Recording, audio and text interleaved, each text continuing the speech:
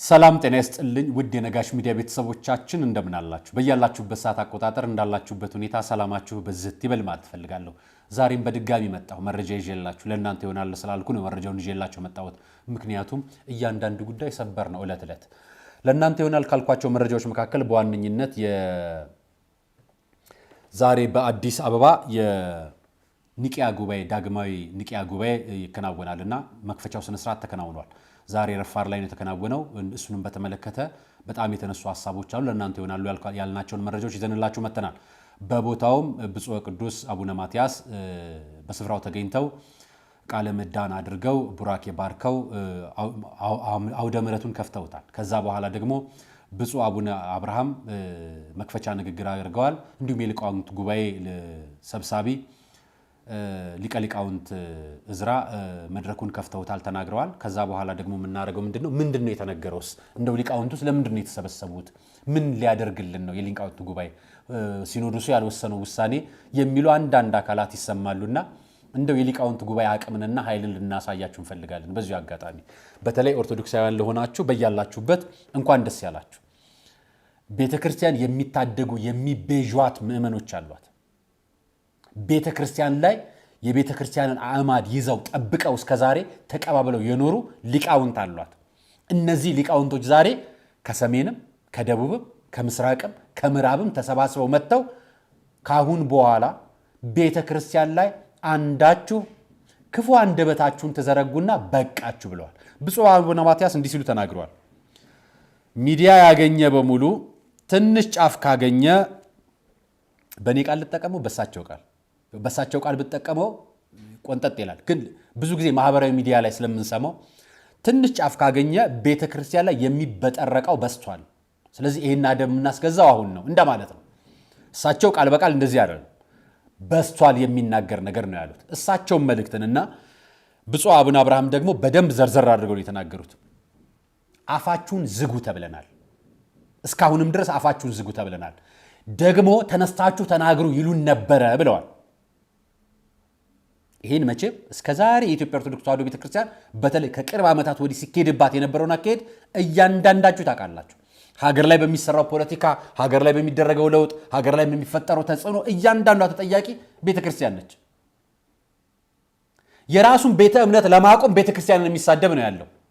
የራሱን መስጊድ ለማቆም ቤተክርስቲያንን የሚሳደብ ነው ያለው። ስለዚህ አሁን የሚቤዣት ሊቃውንቶች መምጣት አለባቸው።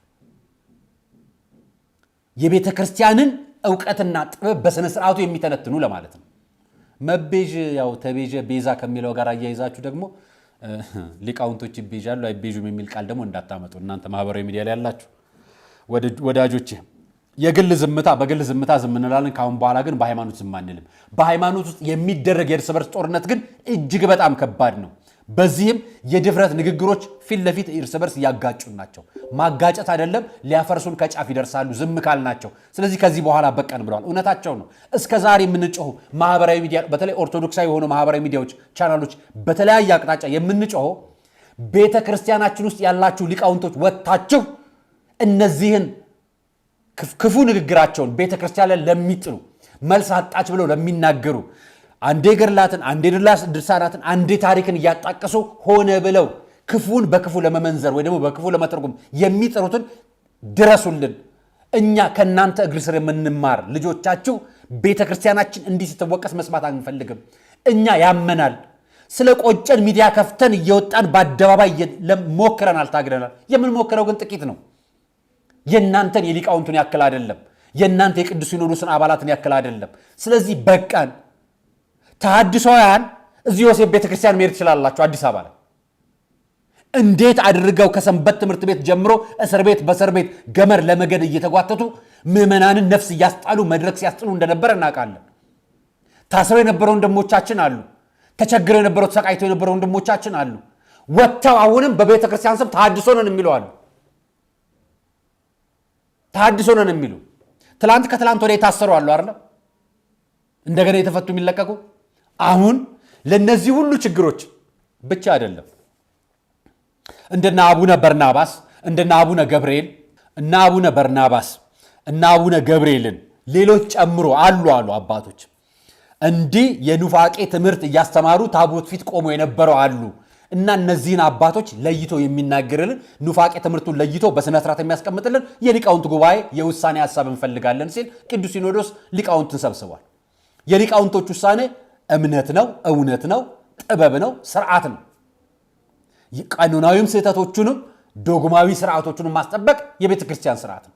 ቤተ ክርስቲያን የበላይ ጠባቂ እንድትሆን የተደረገችው በቅዱስ ሲኖዶስ ነው። አሁን ይሄንንም ከ60 ወይ ከ80 ዓመት ወዲህ ነው። ከዛ ዓመታት በፊት የነበሩት ረጅም ዘመናት በሙሉ ግን ሊቃውንቶች ነበር የጠበቋት። ሊቃውንቶች ናቸው ቤተ ክርስቲያን እምነትን ያቆዩልን። ሊቃውንቶች ናቸው ስርዓትን ያቆዩልን። ሊቃውንቶች ናቸው አሁንም ቅዱስ ሲኖዶስን የፈጠሩልን የወለዱልን።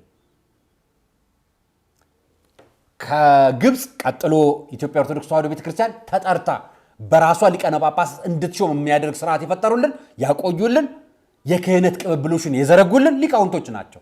ዛሬም እነዚህ ሊቃውንቶች አባቶቻችን እግራቸው ስር ተደፍተን ላጠፋነው ይቅርታ ለቤተ ክርስቲያናችንም ጠበቃ ሆነን የምንቀጥልበት ስርዓት እንዲዘረጉልን ዛሬ ተጠርተዋል። ዛሬ አንደበታቸውን ጀምረዋል። ዛሬ ጉባኤያቸውን ጀምረዋል። ብፁዕ አቡነ አብርሃምም የድፍረት የተመላ ርካሻ አነጋገርን የሚናገሩ አሉ ሲሉ የተናገሩት እዛው ቅዱስ ሲኖዶስ ውስጥ ያሉ አባላትንም ጭምር ነው። በዘር የገቡ በሹመት የገቡ በገንዘብ የገቡ ታድሶን ሌሎች ሃይማኖተኞችን ለማስጨብጨብ ሌሎች ሃይማኖቶችን ለማስጨብጨብ የገቡ አሉ። ኦርቶዶክስ እምነትም ሃይማኖትም ነው። ሃይማኖትና እምነት ተነጣጥሎ አይሄዱም። ይህንን የምናውቀው ነው እኛ ምዕመኖቹ የምናውቀው። ሊቃውንቱ ደግሞ የሚያመሰጥሩት ደግሞ ሌላ ነው አይደል? እሳቸው እንዲህ ሲሉ ተናግረዋል። ከማንኛውም የውጭ ጦርነት በላይ በውስጥ ያለብን ጦርነት እጅግ የከፋ ነው ብለዋል። አሁን ያለነው ምን ማለት ነው? ጦርነት ላይ ነን ነው እያሉ ያሉት። ጦርነት ላይ ነን፣ ሊቃውንቱ ግዴታቸውን ተወጡ ሲሉ ተናግረዋል። ስለዚህ ሊቃውንቱ ሊያወጡት ነው። ማፈር ያለበት ይፈር እንጂ እኛ ኦርቶዶክሳውያን መቼም ዘመናችን አናፍርም ብለዋል። እንግዲህ ይህንን የምንመለከተው ይሆናል። የብፁዕ አቡነ አብርሃምን ንግግር አስከትለን መዝሙር የምታወጡ የቤተ ክርስቲያናዊ ሃይማኖታዊ መጽሐፍ የምትጽፉ ሌሎች ደግሞ በዚህ ጉዳይ ላይ ብፁዕ አቡነ ማትያስ የተናገሩትን አስከትለን አሰማችኋለሁ። ነጋሽ ሚዲያ ነው የምትከታተሉት። ሙሉን መረጃውን ከዚህ ቀጥሎ በተከታታይ ቪዲዮ እንድትመለከቱ ትጋብዛችኋለሁ። ከኔ ጋር የነበረን ቆይታ ይህን ይመስላል። ሰናይ ቀን።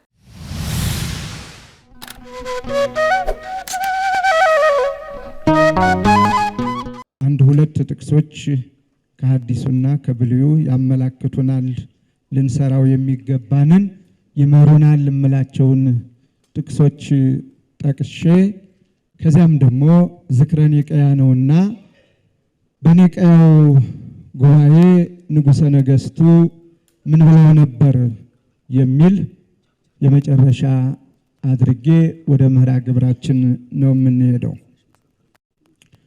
የተፍራህ ንግር ወይታርም እስመ ሀለኩ አነ ምስሌከ ወአልቦ ዘሐመመከ እስመ ብዙኅ ሕዝብ በውስተ ዛቲ ሀገር።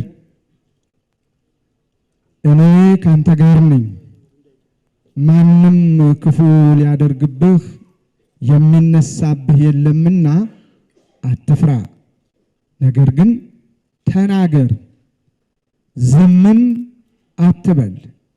በዚህ ከተማ ብዙ ሕዝብ አለኝና። የሐዋርያት ሥራ ምዕራፍ 18 ቁጥር 10 ላይ የምናገኘው ኃይለ ቃል ነው። ተናጋሪው አምላካችን መድኃኒታችን ኢየሱስ ክርስቶስ ነው።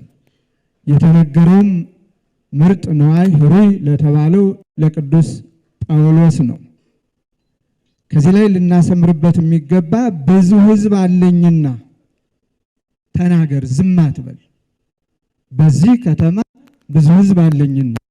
ምስጢሩን ለሊቃውንቱ ለእናንተ እተወዋለሁ፣ ለማመስጠር አልፈልግም። ዛሬም ሊቃውንተ ቤተ ክርስቲያን የተጠራችሁበት ዓላማ ስለ ሃይማኖታችሁ ተናገሩ፣ ዝም አትበሉ። ስለ ሥርዓተ ቤተ ክርስቲያናችሁ ተናገሩ፣ ዝም አትበሉ። ስለ ቀኖናው ተናገሩ፣ መስክሩ፣ አስተምሩ፣ ዝም አትበሉ። ምክንያቱም ብዙ ሕዝብ አለና ክርስቶስ በደሙ የዋጃቸው ያከበራቸው የጠራቸው መሪ የሚፈልጉ ጠባቂ የሚፈልጉ ሃይማኖታቸውን የሚያስተምራቸውን የሚሹ በብዙ የሚቆጠሩ ክርስቶሳውያን አሉና ዝም አትበሉ። እናንተ ዝም ባላችሁ ቁጥር እናንተ ባልመከራችሁ ባላስተማራችሁ ቁጥር ፈተናው ይበዛልና መንጋውም ጠባቂ ያጣልና ብዙዎቻችሁ በግልም ዘመኑ ባመጣው መሳሪያ ተግታችሁ የምታስተምሩትን ያህል በጋራ ቅድም በጉባኤው በሊቃውንት ጉባኤው መሪ እንደተነገረን ችግሮች በተፈጠሩ ቁጥር በህብረት በጋራ ሊቃውንት ጉባኤ ተቋቁሞ ሊቃውንቱ በአንድነት ሆነው መክረው አስተምረው ገስጸው እረተው ለንስሐ አብቅተው ቤተክርስቲያንን ጠብቀው እንደኖሩ ሁሉ ዛሬም ሊቃውንቱ ይህንን ልትሰሩ ይገባል። በወኪል ብቻ የሚሆን አይደለም። ከሀገረ ስብከት ወይም ከአህጉረ ስብከት ጀምሮ እስከ መንበረ ፓትርያርክ ጠቅላይ ቤተ ክህነት ድረስ ሊቃውንቱ ሰንሰለት ሰርተው በአንድነት ሆነው ችግሮች በሚፈጠሩበት ሁሉ የማያዳግም መልስና ትምህርት በመስጠት ስራቸውን ሊሰሩ ሊያከናውኑ ይገባል ነው። ብዙ ማብራራት ሳልፈልግ ሁለተኛው ጥቅስ ቁም ውስተ አንቀጸ ቤተ እግዚአብሔር ወአንብብየ ዘንተ ነገረ ወበል ስሙ ቃለ እግዚአብሔር ኩሉ ይሁዳ እለትበው እምታህናቅጽ ውስቴታ ትስግዱ ለእግዚአብሔር በእግዚአብሔር ቤት በር ቁም። ይህንንም ቃል እንዲህ ብለህ ተናገር፣ እግዚአብሔርን ልታመልኩ በእነዚህ በሮች የምትገቡ ከይሁዳ ያላችሁ ሁሉ የእግዚአብሔርን ቃል ስሙ። ኤርምያስ 7:2-3 በበሩ ቁሙ ነው። አሁንም ማብራሪያውን ትርጉሙን ምስጢሩን ለእናንተ ለሊቃውንቱ ትቼ የዛሬው ጥሪ በሩ ላይ ማን ነው ያለ? ጠባቂ አለው ወይ? በረኛ ትልቅ ትርጉም አለው እንደምታውቁት። ለዚህ ዓለም ኳስ ጨዋታ እንኳ በረኛው ነው ትልቁን ሚና የሚጫወተው። በረኛው ግዴለሽ ከሆነ፣ በረኛው ሰነፍ ከሆነ፣ በረኛው ተግቶ ካልጠበቀ ያ ጨዋታ ይበላሻል፣ አቅጣጫውንም ይስታል። በሩ ላይ ማን ነው ያለ? የኢትዮጵያ ኦርቶዶክስ ተዋሕዶ ቤተክርስቲያን በሮቿ በቤተ መቅደሱ በር ላይ ማን አለ?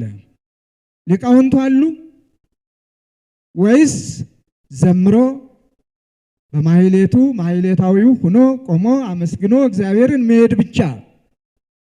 ከዚያ ውጭስ ምን እየተደረገ ነው? ምን እየተሰራ ነው የሚለው መምህራኑ አንድም ብለው አመስጥረው ደቀ መዛሙርት ማስተማር ብቻ ወይስ መንጋውን ህዝቡን የመጠበቅ ኃላፊነቱ ምን ይመስላል? ስለዚህ ራሳቸውን በረኞች ያደረጉ በረኞቹ ወይም በመቅደሱ በር ላይ ቆመው ሊጠብቁ የሚገባቸው ሊቃውንቱ ወደ ኋላ ሲሸሹ በመንፈሳዊ ቅናት የምንበለው በሃይማኖታዊ ስሜት ብዙ ዕውቀቱም ባይኖር የማመስጠሩም እድሉም ባይኖር ያነጋገሩም ፈሊጡም ባይኖር ቤተክርስቲያናችንን መጠበቅ አለብን ብለው ሁሉን ባይወክልም ያልኩት የጠበቁ ራሳቸውን የቻሉ ሊቃውንቱም በመሰል ደቀ መዛሙርቱ መምህራኖቻቸውን ተከትለው የሚናገሩት እንደተጠበቁ ሆኖ በስሜት ብዙዎቹ በበሩ ላይ ቆመው መልስ ሰጪዎች ሲሆኑ ለሚፈጠሩ ነገሮች ሁሉ ሊቃውንቱስ ምን ይስሩ? ምን ያድርጉ? በረሃብ አለንጋ ተገርፈው የተማሩ በዘመናቸው ሁሉ ራሳቸውን ለእግዚአብሔር ሰጥተው ያለ 5 ሳንቲም ደቀ መዛሙርቱን እየተኩ የኖሩ ህዝቡ ከቅድስት ቤተክርስቲያን ከራቀ ባላስፈላጊ ሰዎች ከተነጠቀ እምነቱን ካጣ ቀኖናው ስርዓቱ ከተሸረሸረ ሁሉም በዘፈቀደ የሚናገረውን የሚሰማ ከሆነ መጨረሻው ምን ይሆናል? ስለዚህ አይናማ ሊቃውንት ያሏት ታላቅ አንጋፋ ቤተክርስቲያን መጨረሻው ምን ይሆናል? ስለዚህ አይናማ ሊቃውንት ያሏት ታላቅ አንጋፋ ቤተክርስቲያን ሊቃውንቱ በአንድነት ተሰባስበው በማንኛውም መልኩ ጉድለት መስሎ በሚታያቸው ሁሉ የመምከር የመስጠት የማጥናት ለቅዱስ ሲኖዶስ ግብዓት የማቅረብ አቅጣጫ የመስጠት እድሉን ሊጠቀሙበት ይገባል። ምክንያቱም ቅዱስ ሲኖዶስ ሳይቋቋም እኮ ግብፃውያን አባቶችን እየመደቡልን ለዚያም ቋንቋውን ሳይሰሙ ሳይናገሩ በአስተርጓሚ እየኖሩ ቤተክርስቲያኒቱን ስርዓቷን፣ ሃይማኖቷን፣ ቀኖናዋን ግን ሊቃውንቱ ጠብቀው ይኖሩ ነበረ። ዛሬ የራሷ ቅዱስ ሲኖዶስ ሲኖራት ዛሬ አልፎ ተርፎ በአውራጃዎች በየወረዳዎችም ሊቃነ ጳጳሳት ተመድበው በሚሰሩበት ሰዓት ከአጥቢያ ቤተ ክርስቲያን እስከ መንበረ ፓትርያርክ የሊቃውንት ጉባኤ ተቋቁሞ በስርዓቱ በሕጉ ቤተ ክርስቲያኒቱን የማይጠብቅበት ምንስ ምክንያት ሊኖር ይችላል?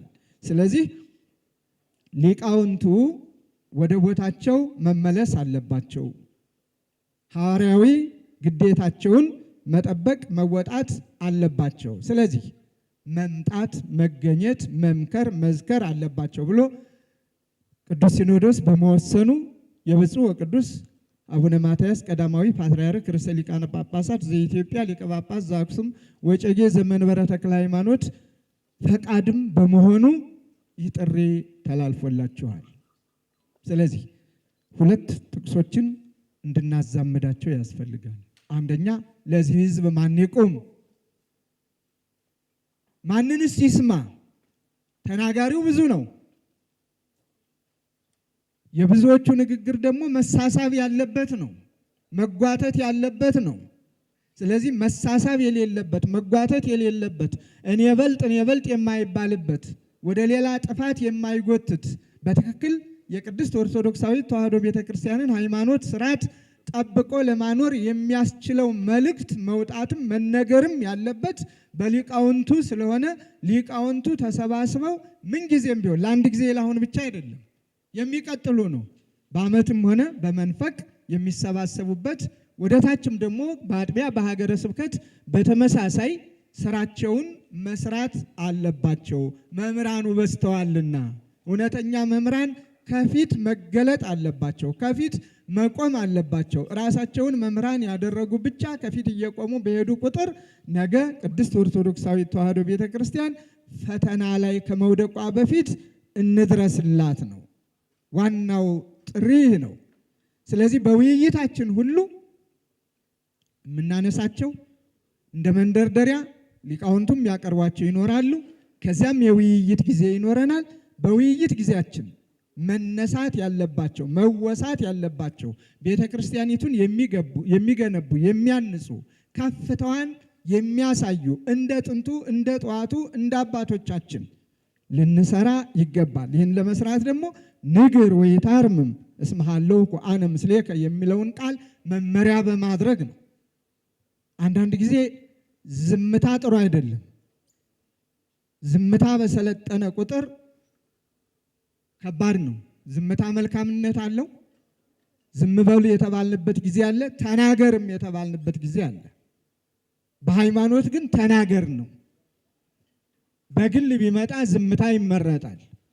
ለጊዜያዊ ነገሮች ቢከሰቱ ዝምታ ይመረጣል። በሃይማኖት ሲመጣ ግን በሃይማኖት ዝምታ አይጠቅምም፣ ብዙ ምእመናንን ይጎዳልና በዚህ ራሳችንን መሪ አድርገን እንድንገነዘብ ነው። ዛሬ ይህ ጉባኤ የተሰየመው ዝክረ ኒቅያ ተብሎ ነው።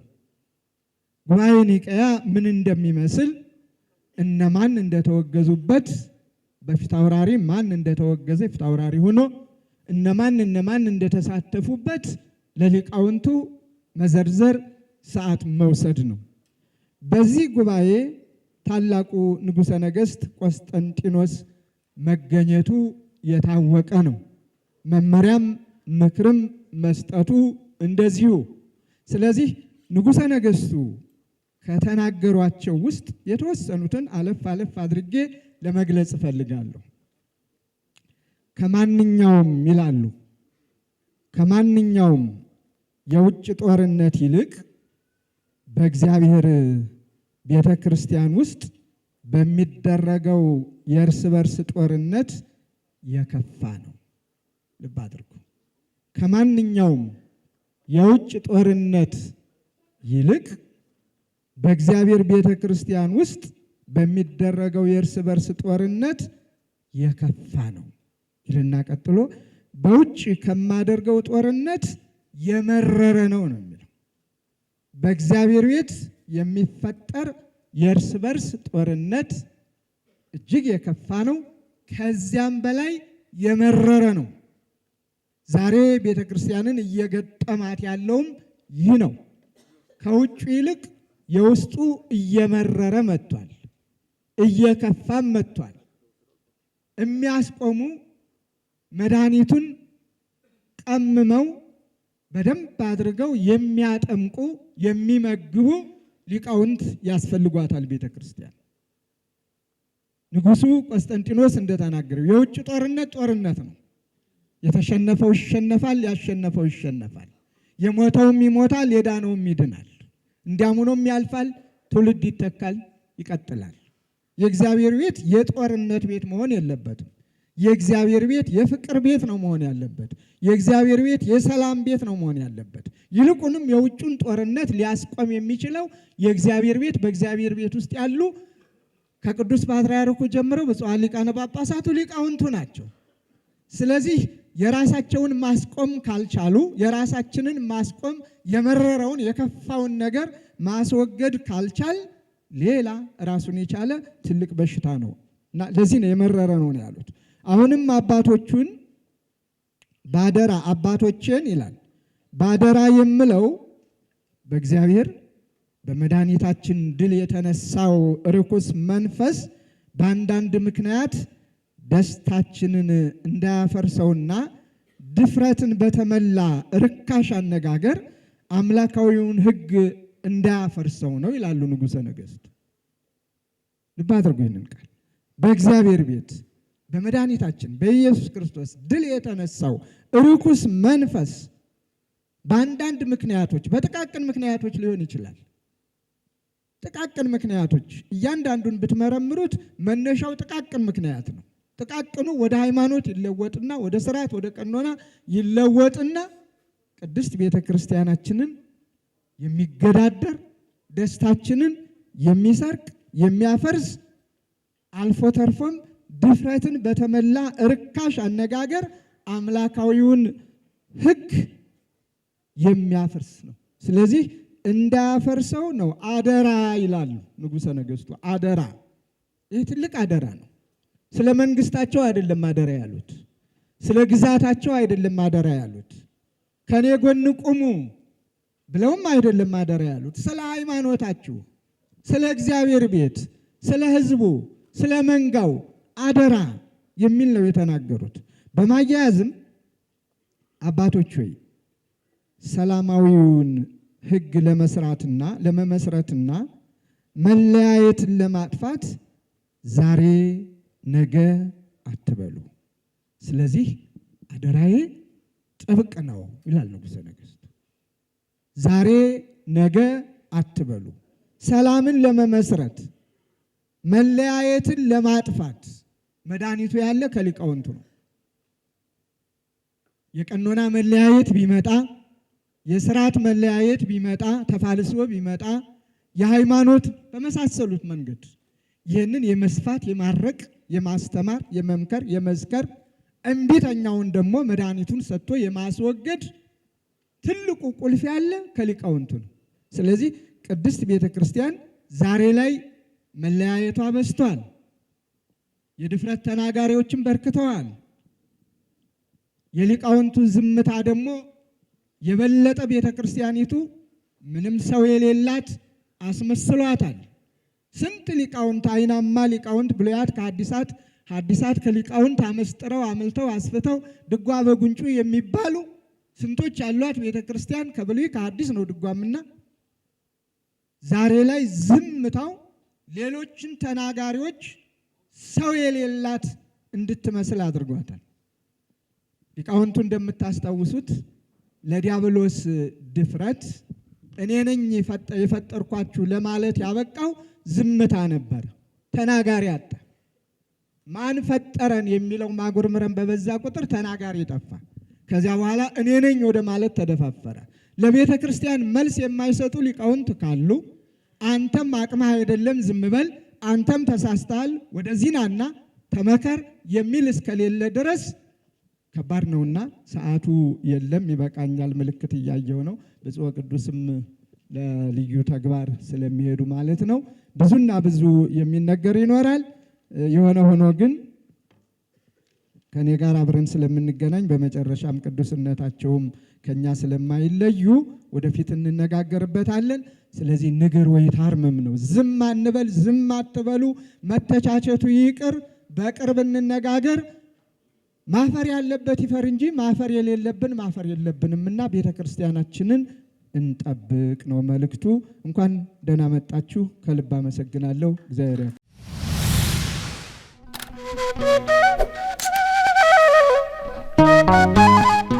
ጉዳዩ ኃላፊነቱ የሁሉም ነው።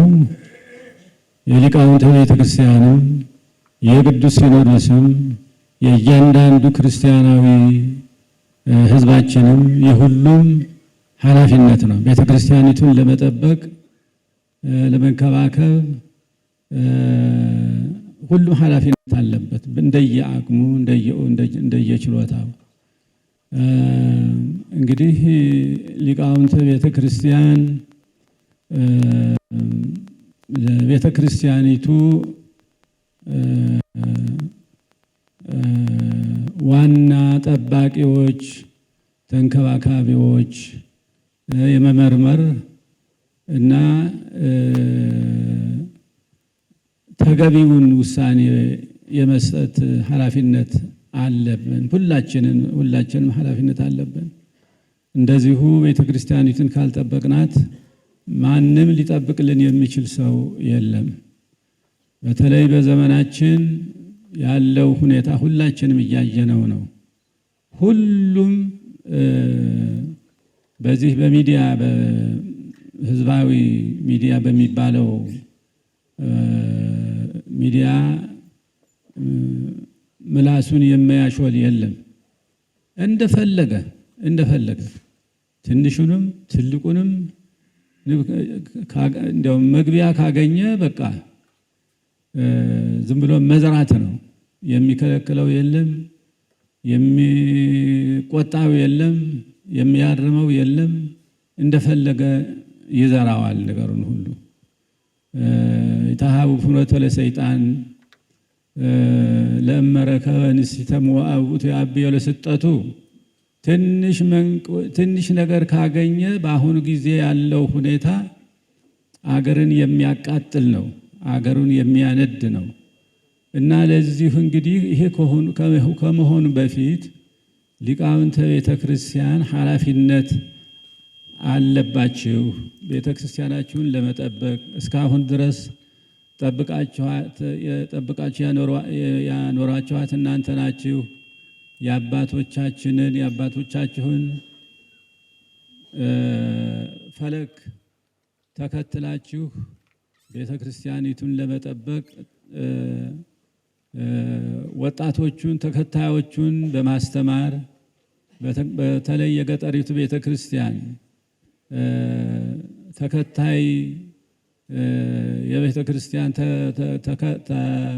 ተቀባዮቹን በማሰልጠን በማስተማር በማሰልጠን የምትሰሩት ስራ በእውነቱ በጣም ትልቅ ነው። በጣም ትልቅ ነው። እስካሁን ድረስ ያለችው ቤተክርስቲያኒቱ ያለችው በገጠር ቤተክርስቲያን ሊቃውንት ነው ቤተክርስቲያኒቱ ተጠብቃ ያለችው።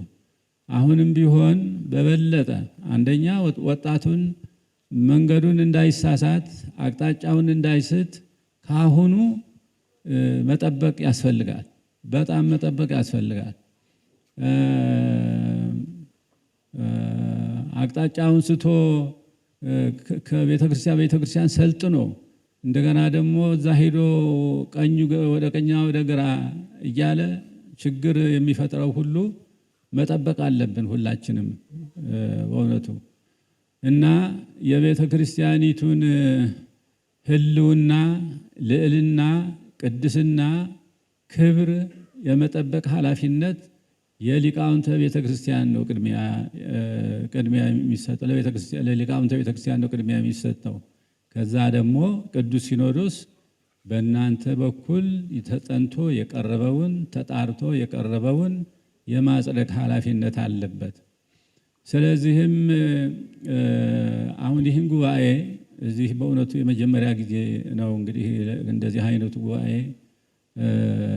ሲሰበሰብ እንደሚመስለኝ ይህን እንደዚህ አይነት ከፍተኛ የሆነ የሊቃውንት ጉባኤ የተሰበሰበበት ጊዜ አላስታውስም። ምክንያቱም በከፊል ካልሆነ በቀር እንደዚሁ በርከት ያለ የሊቃውንት ጉባኤ ዛሬ ነው የምናየው እና ይህን ጉዳይ እንግዲህ የቤተ ክርስቲያን ጥበቃ፣ የሃይማኖት ጥበቃ፣ የሃይማኖት ጽናት፣ የቤተ ክርስቲያናችን ስፋት፣ ዶግማና ቀኖና መጠበቅ ይህ ሁሉ የኛው ነው። ማንም ሊቆምልን አይችልም በእውነቱ።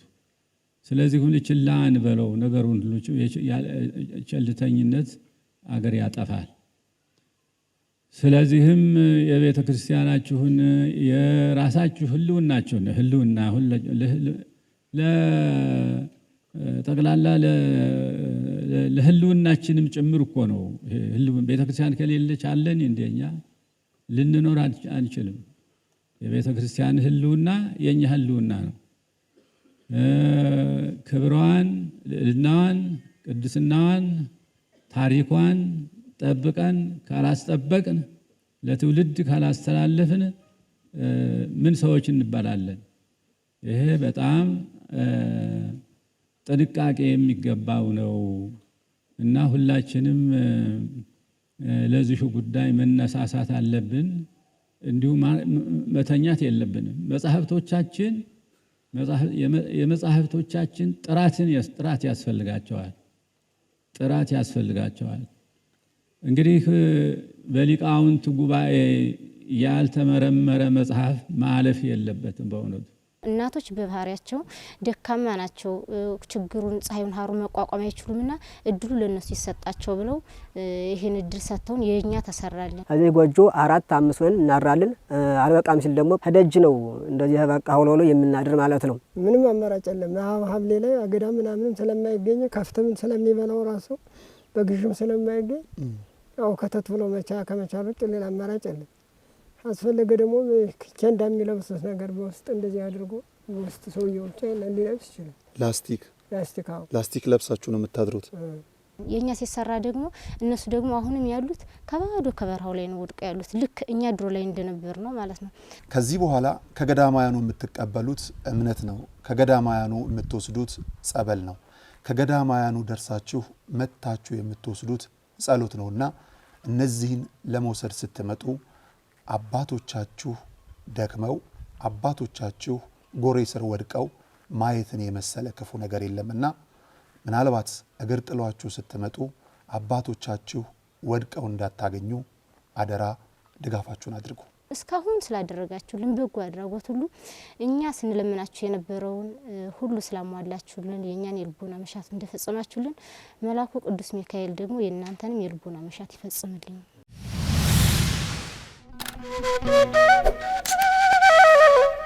Thank you.